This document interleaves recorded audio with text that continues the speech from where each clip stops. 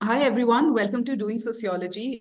Today, we are happy to have with us two very interesting scholars joining us all the way from Berlin. A little bit about them. Professor Nadja-Christina Schneider is Professor of Gender and Media Studies for the South Asian region at Humboldt-University, Berlin. Her disciplinary background is in South Asian and Islamic studies, as well as modern and contemporary history. She specializes in area media studies. Her research interests include cultural and urban studies, mobility and gender, secularism and religion, as well as new media configurations. And we have with us Fritzi-Marie Titzmann, who works at the Gender and Media Studies for the South Asian region at Humboldt-University, Berlin. Her research focuses on gender, media, and social change in contemporary India. She has published on the Indian online matrimonial market, family, sexuality, social activism, and media representations.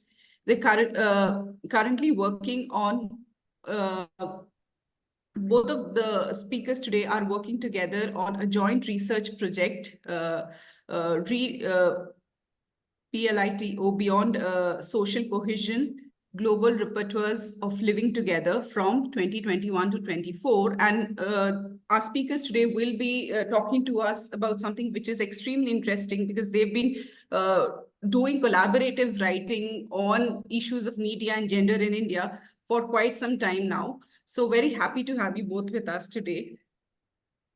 Yeah, thank you very much for the invitation for this discussion. Thanks a lot for having us and for the wonderful introduction, Deepali. To begin the conversation, I'd like to know from both of you, since both of you have edited and published 3 books together, what is this process of collaborating, thinking, and writing means? What does it mean to both of you? So if I may start with a few thoughts. So I think collaborative thinking and writing always has the potential to lead you beyond your own ideas and possibly create synergies. And it can also, in some ways, help overcome blockades or dead ends and lead to something new and refreshing, which one mind alone could not have come up with. Nadja, would you like to add something? Yeah, sure. I think, like Fritzi said, it's always great because it offers you a concrete opportunity to exchange your findings and thoughts and ideas, and also to closely interact and work together with colleagues and their texts. So I think the academic community really becomes more tangible when we work on jointly published texts or volumes. And I would also like to say that at a personal level, it was always a great pleasure for me to collaborate and publish and write together with Fritzi, because we've known each other for many years. We trust each other. And we've always strongly felt that it's important to establish further a combined media and gender perspective in contemporary South Asian studies in Germany in particular. I can only give that comment back, compliment back to Nadja, of course. That is really great, because when we are talking about collaborative writing, it's also seen as a form of feminist assertion and scholarship today. And I would want to maybe take you back to the journey of writing your first edited book, Studying Youth, Media and Gender in Post-Liberalization India, Focus on and Beyond the Delhi Gang Rape, that came out in 2014. There's been almost a decade since then. And how do you think this volume contributed to, media studies in India?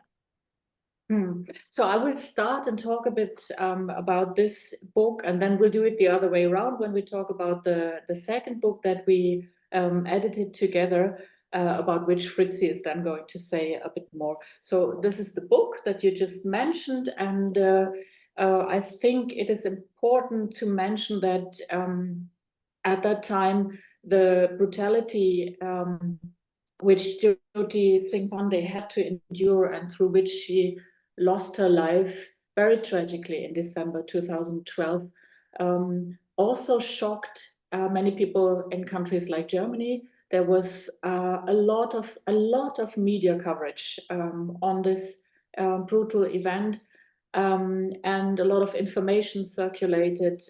As university teachers, we were suddenly confronted with a situation that parents were worried about their daughters, our female students, and didn't actually allow them to travel to India alone.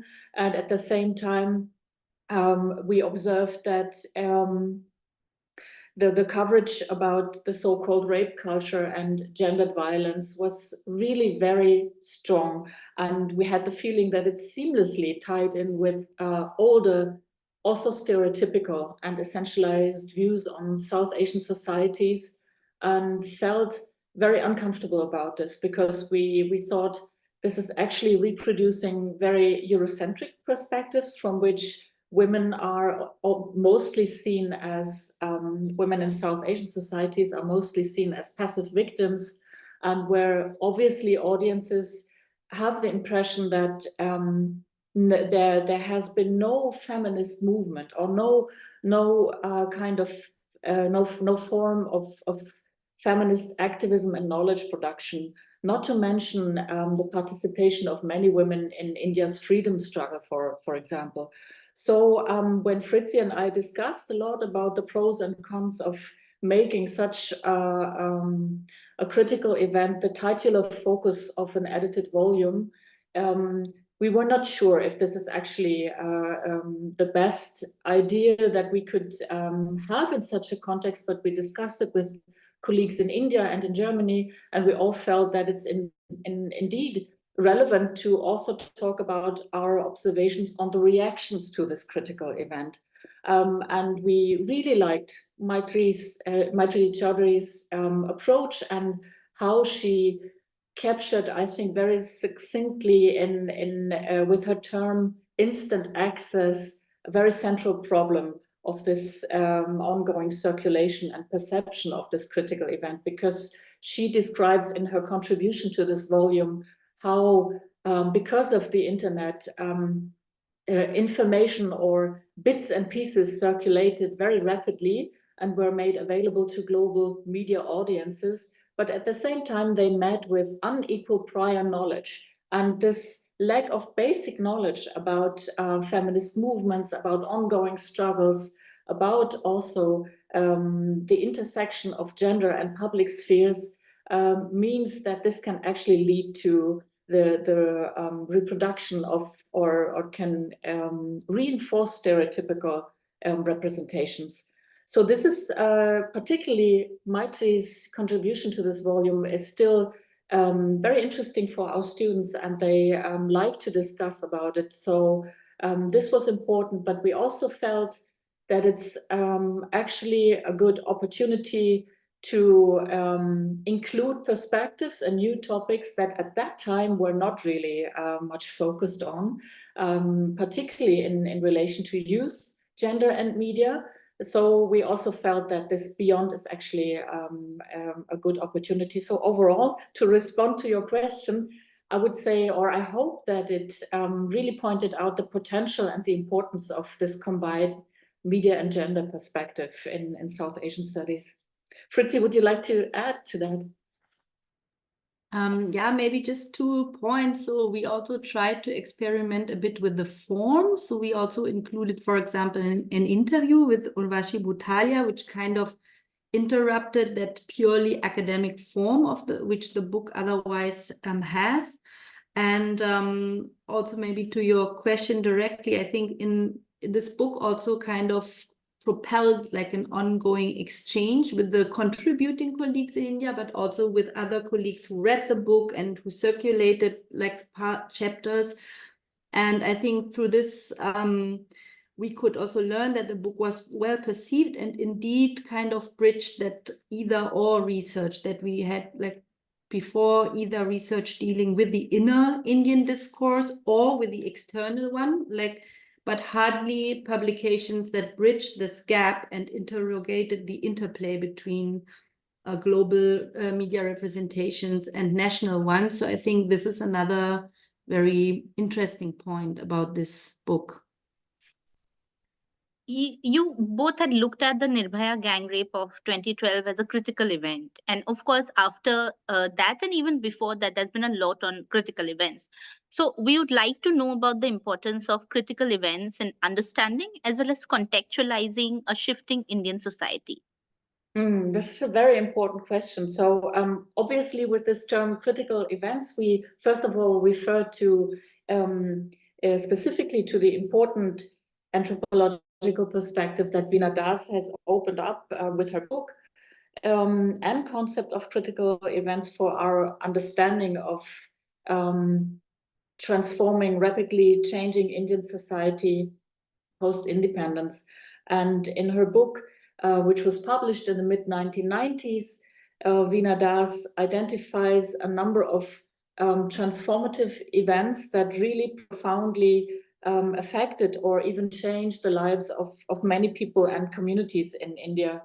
At the same time, the successful appropriation of critical events can also bring new political actors and their preferred media and platforms to the fore. And for this reason, we thought it's useful and even important to link this approach and perspective on critical events to media event theory. And when we speak of media events, a first association is always the very important book published by Daniel Dayan and Elihu Katz in 1994, where the title of the book is Media Events, the Live Broadcasting of History. And in this book, Dayan and Katz look at events that they also think are transformative, but most of all, in their understanding, have a communalizing effect. So, for instance, royal weddings, coronation ceremonies, funerals of outstanding personalities or major sporting events, and the way they are carefully planned and staged and broadcast to national or global audiences, they assumed would help integrate these audiences and eventually societies. So, and they call these events New World Rituals. And another very famous expression that is often cited is that these new media events or television events are perceived as high holidays of mass communication. Now, we live in a media reality which is no longer strongly determined by television or any other individual medium on the one hand, and we also increasingly observe the platformization of digital media culture. So as a consequence, the discussion has focused a lot on the disintegration or fragmentation of public spheres in recent years. And many authors, including Elihu Katz, for example, also published and discussed about how these media events were increasingly replaced by disruptive events that really polarize or can have a highly polarizing effect and very often exacerbate already existing social tensions and conflicts. So crises, wars, and other catastrophes. So considering media event theory, and especially the more recent discussions on disruptive media events helped us understand the term critical events also against the backdrop of, or even sometimes even as a result of media technology and communicative change. Fritzi, would you like to add to that? I don't have much to add. I think you really put it very beautifully. And I think, I mean, out of the many critical events one could have chosen, we precisely chose this event, like coming back to the first question, because it was an event discussed globally so intensively, and it kind of also changed the global perception of India in a, you know, in a wider media representative frame. And I think with this, it directly responds or correlates to what you described as a critical media event, even though it's not a coronation or a sports event, but a rather tragic and yeah, devastating event, but I think it had this disruptive impact.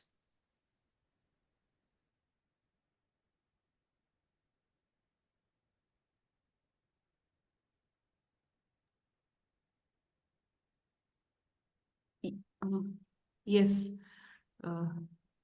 Yeah, so thank you for those responses. Maybe would like to take you to your second book, which is titled "Family Norms and Images in Transition: Contemporary Negotiations of Reproductive Labor, Love and Relationships in India," where you look at the family as an institution that symbolizes persistence and transformation.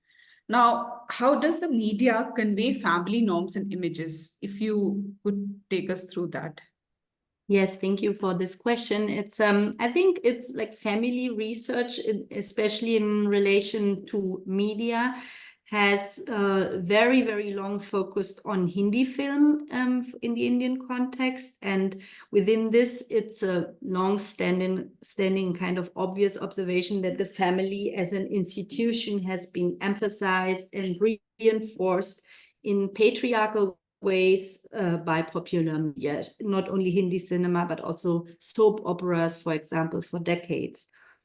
But in contrast to a substantial literature that exists on the role of women within family and society, or on marriage and the construction of the ideal Indian family, other areas in family research, we felt at least, were highly underrepresented and showed urgent need for research. So we were mainly interested in change, but change can only be observed if you also look at norms and circulating images.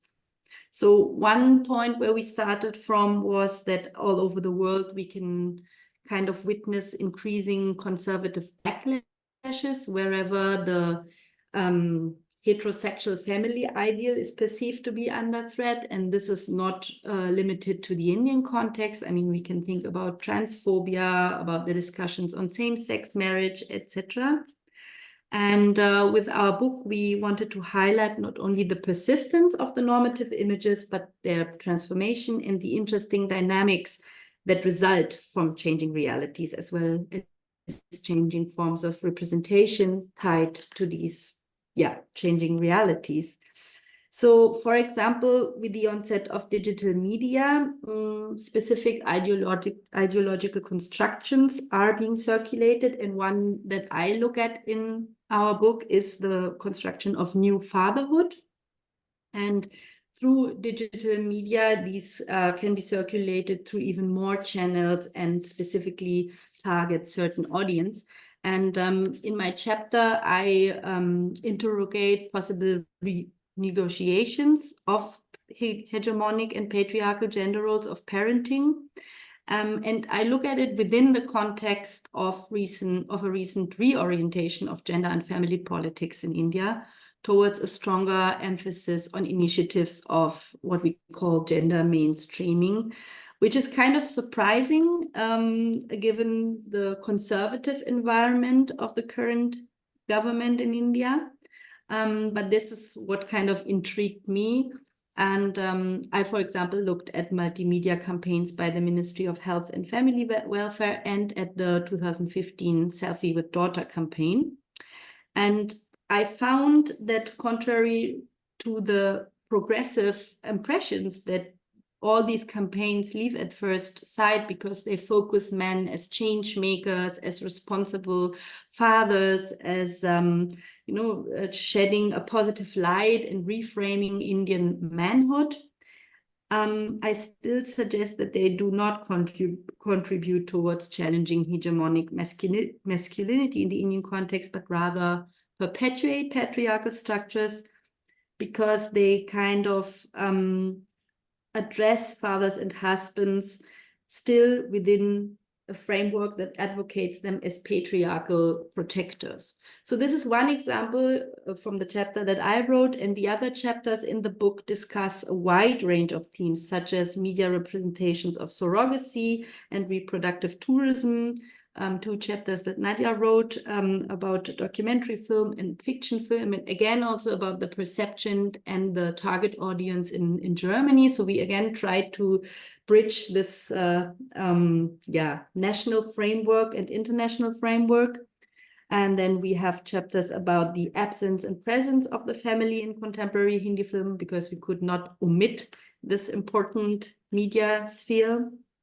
And the creation of new dating opportunities and intimate spaces for Muslim middle-class youth in Lucknow through new technologies. So again, we deal with different forms of media technologies, with multimedia campaigns, for example, with the selfie technology, with film. And so we try to bring together different media perspectives with different perspectives on change and continuity. Nadja, would you like to add a few words for that? I think you it's important to say about this book. And as you mentioned, I was happy to contribute my findings and thoughts on assisted reproductive technologies, and find it still very relevant to look at the intersections of media technology, media representations, as you mentioned, Fritzi, and reproductive medicine. I also find it interesting to observe and to compare actually the ongoing debates about surrogacy, either commercial or so-called altruistic surrogacy, the invisibility of egg donors vis-a-vis, especially through the film Wiki Donor, an increased visibility and even popularity of sperm donors. So that was really very interesting to on the one hand, explore further, and also to add to this reflection, because it's not always linked to the question how family as an institution, but also as an ideology changes.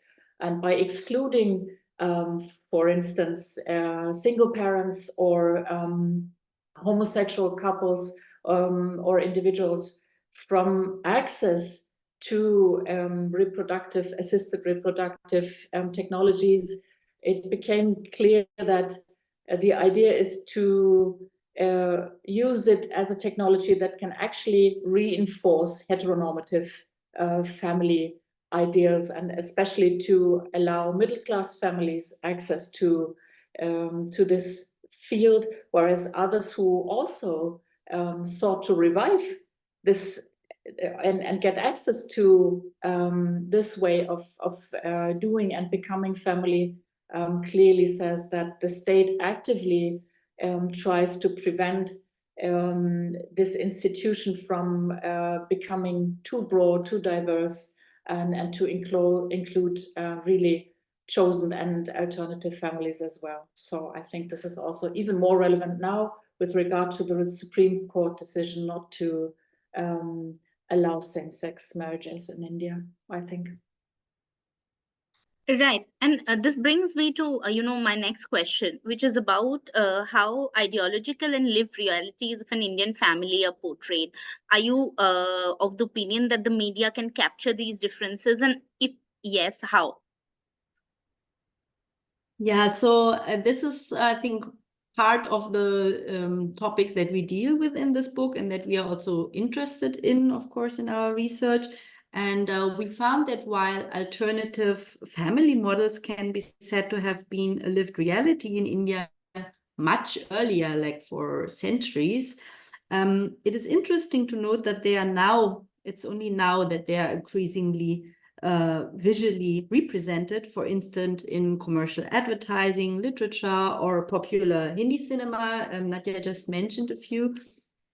And accordingly, images of the family are highly contested in political, legal, and media levels. And these negotiation processes reveal contradictions. And this is one thing like where we are interested to dive deeper. And this, what I said earlier, these kind of conservative backlashes, they have a lot to do with these negotiations and challenges to the question of what actually makes a family, who is a family. And I think both of us, we also teach a lot about family. And it's one question that we come back to again and again in our courses. And so from a media research perspective, there has, as I mentioned earlier, almost too much focus on Hindi cinema in the past, which kind of overlooked the interplay between media and lived realities to some extent. And it also neglected media developments like the growing streaming markets that have contributed to a rapid diversification of markets and audiences. Like if we think about Netflix, for example, and there are many more, of course, and they also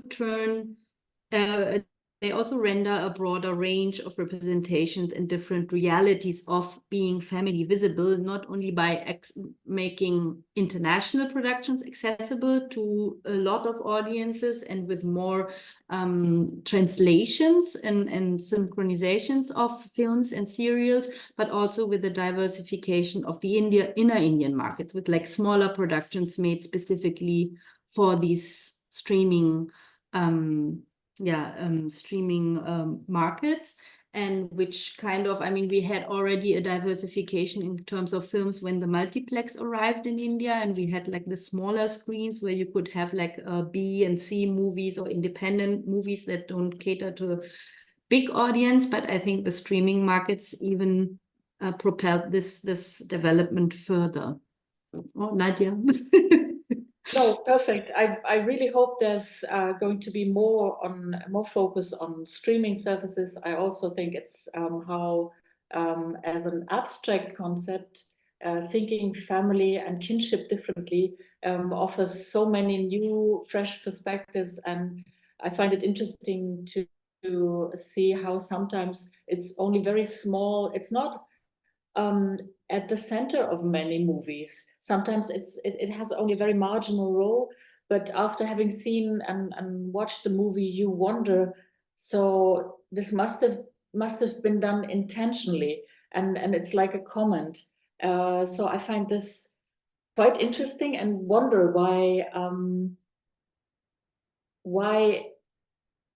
obviously there's some still, although you mentioned the positive or interesting development, but I don't think it's already something that happens really center stage. So it's still rather a niche or even marginal insights. So that will be very interesting to observe in the next couple of years. And from a comparative perspective, I also find it really interesting to see and to understand better how, despite the differences, there seems to be really a lot that we can actually compare when we look at the conservative backlash in countries like Germany and in India. So obviously this is a very central issue and will remain so for the next coming years, I think.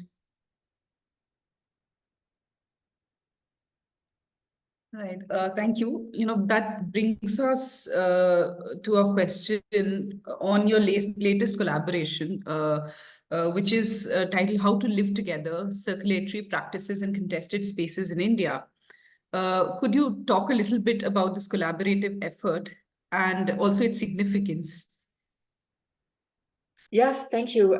So this third joint publication, which Fritzi and I edited together in 2001, emerged from a conference that we had organized together with our colleague Fatima Nizaruddin as part of the RePLITO research project that you mentioned in the beginning when you introduced us. And both Fritzi and I are very actively involved in this project. And you also mentioned that RePLITO stands for Repertoires of Living Together.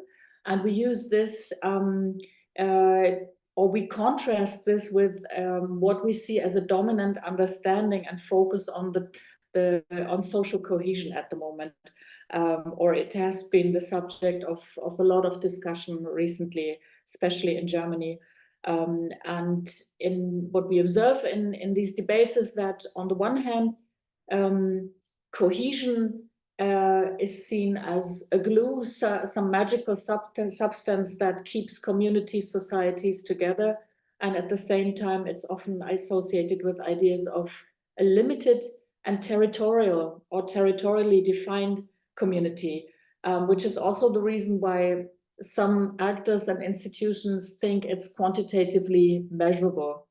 And what we found or what many of our discussions and projects in the RePLITO framework confirmed is that in times of increasing mobility and migration, many social actors no longer see the need or even imagine communities of solidarity and cohesion as territorially limited.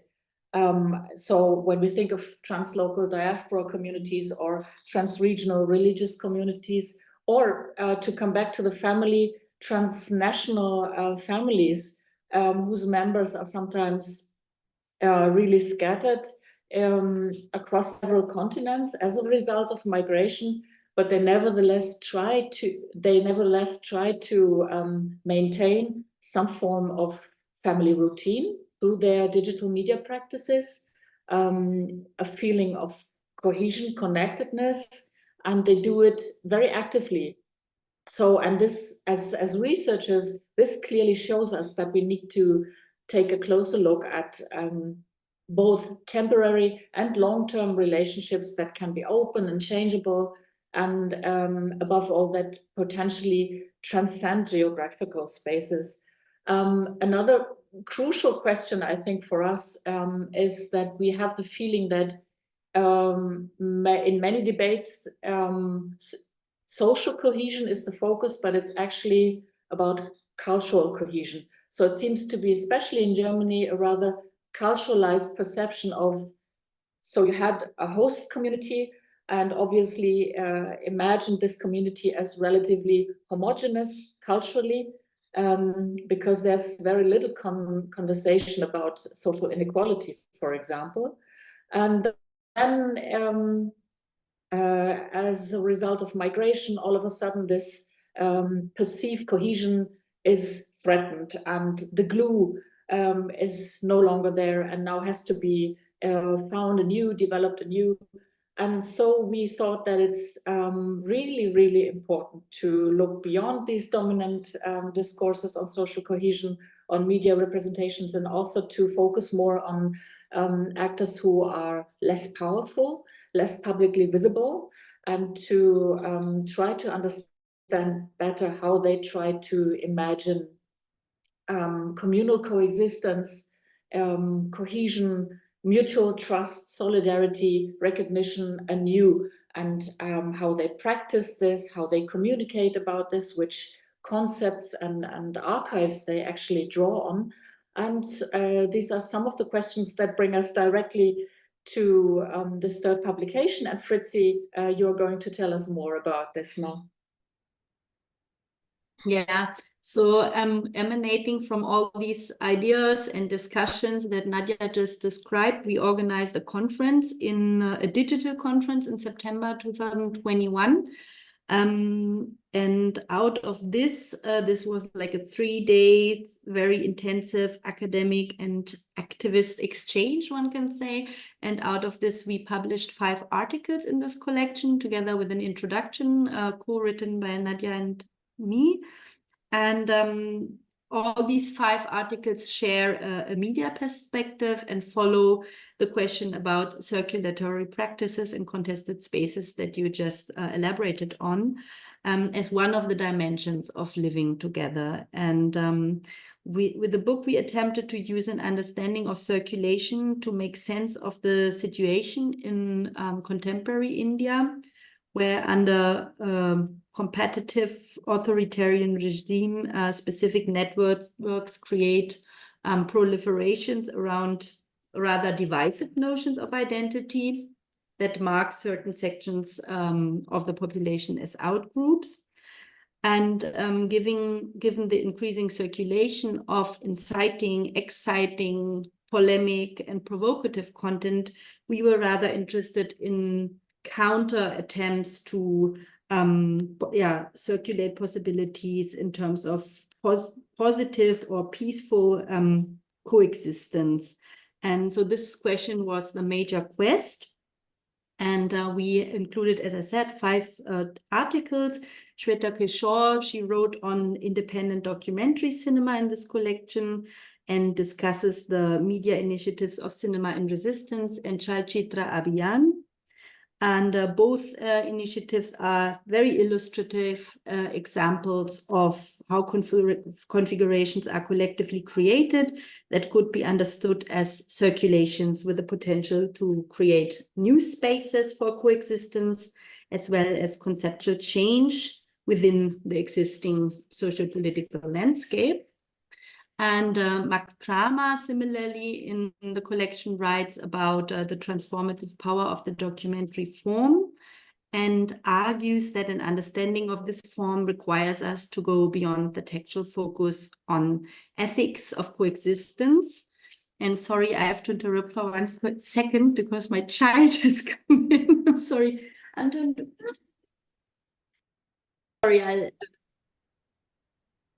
So the second article in this collection is by Max Kramer, who writes about the transformative power of the documentary form. And he argues that this form can create a kind of communicative community. And the contested space in his empirical example is the representation of Kashmir and its communities, and in particular, the notions of remembered and practiced neighborliness. And my own article in this collection is about Trolley Times, the newsletter of the Indian farmers movement in 2020-21. And I also analyze the ways counter-narratives and solidarity are mediated. And then perhaps most explicitly referring to circulation within this collection is Dania Fee Kirchhoff's chapter, and she follows the circulatory practices of the Punjabi singer Kanwar Grewal in pursuit of the question why and how people in the 21st century employ notions of spiritual egalitarianism to challenge divisive discourses. So taken as a whole, these 5 essays each tell, of course, their own story and deal with different regional and also thematic contexts. But they tell their own story about the mediation and circulation of certain ideas that, taken together, can be seen as resistant to, or at least new perspectives and practices to a current political climate that is rather marked by very competitive or hateful and divisive atmosphere. Yes, this is about this publication. So I contributed a paper on Nari Shakti and the nation to this collection, in which I focus on Fritzi mentioned the new fatherhood when we discussed the other volume before. And the new fatherhood becomes really relevant because this is a supportive father of a new daughter of the nation. And I found so interesting to observe, and this is not a very new development, but we can observe increasingly how the brothers and the mothers often don't understand what the daughters want and what their potential for this globally successful Indian nation, the new India, is going to be. And in this essay on Nari Shakti and the nation, I focus on this new visual icon of the women jet fighter pilot, because I found very interesting how the body, women's bodies, this changed notion of how she, as a new daughter of the nation who helps to defend, also in a very territorial understanding, the Indian nation, how this became so prominent in recent years. But also not only in India, interestingly. So the women pilots, this is becoming or has become a new visual icon in other contexts as well, which I found quite interesting. Yeah, I think it's just really interesting. And, I would want to sort of sum up and go back to that point that we began with about collaborative writing and thinking and publishing. Do you think, or do you see it as an act of feminist solidarity? And both of you have quite a bit of experience, writing, thinking, organizing events together. How do you see this journey? Yes, I think to see it as feminist solidarity is definitely one of our points of departure. And I think the idea of thinking together, co-producing meaning and knowledge through sharing is one of the basic principles of solidarity. And as you might have noticed from the topics that we deal with, feminist perspectives are very integrated in our research and in our approaches. So yes, definitely. I don't know, Nadja, maybe you want to elaborate a bit more on it. No, not elaborate more, but I would like to add that I have the feeling that in times of increasingly scarce resources, the neoliberal academic system sometimes pushes us to become lone warriors and to compete for very few jobs, not to mention permanent positions, as we all know, and also decreasing funding possibilities for our research. And I think what Fritzi described, it becomes even more relevant because we need to actively counter this. It's a major threat to feminist solidarity, and we should insist and show again and again the joy of and also the knowledge that we really find through collaborative thinking and publishing together. So it brings us much more joy, and it's important to highlight this. And for me personally, I would also say that working together, thinking collaboratively, publishing together, it's a very essential part, if not even a way of life for me, and so important to even think and imagine living together successfully with my fellow human beings. Yeah, and maybe to add as a last point, I think also this opportunity to share our work and our process of working with you and then with a wider audience through this medium of doing sociology is also, for me, also stands for an act of solidarity, be it feminist or be it all inclusive. And I think because I think we have to share our knowledge also, otherwise it remains in this this so infamous ivory tower. And therefore, I really appreciate these kind of platforms and initiatives to make academic research more accessible. So thank you for this also. Yes, thank you very much for this important work. Thank you so much to both of you for this very interesting and engaging conversation. I would just like to add that what you said about feminist solidarity, I think rings a bell for the three of us as well, because for Deepali and me, we're contemporaries, and then we have had mentorship and guidance from Professor Chaudhary, but we have had this solidarity and understanding between the three of us. Otherwise, it's very difficult to sustain something like this, which is independent and non-funded. So yes, I think that is very true for the three of us as well. And thank you so much. I think this video is going to be really interesting for people working on media, gender, family, kinship, as well as just thinking about collaborative work. So thank you, Professor Schneider, and thank you, Dr. Titzmann. Thank you.